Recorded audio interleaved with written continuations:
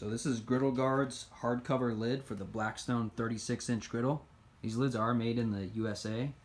This is the black lid. They do make a diamond plate lid, which looks pretty cool, but personally I like the black one. So yeah, it is pretty lightweight, easy to lift with one hand, hang off the back of the griddle. It's got wide hooks, so it's really stable on there. It does come with a wood handle up on the top, so it doesn't get hot while you're cooking. And these lids do fit the rear grease management system and the side grease management system. So if you have an older Blackstone griddle, it will work for that as well. And I guess this lid also works with the Members Mark griddle, Sam's Club griddle. But yeah, this thing looks pretty sweet. They do make it in a diamond plate as well, but personally I like this black one. Looks really good.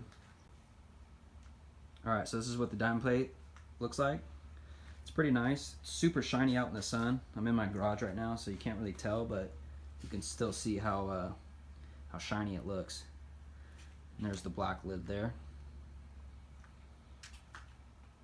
But overall, really nice lids. I like them.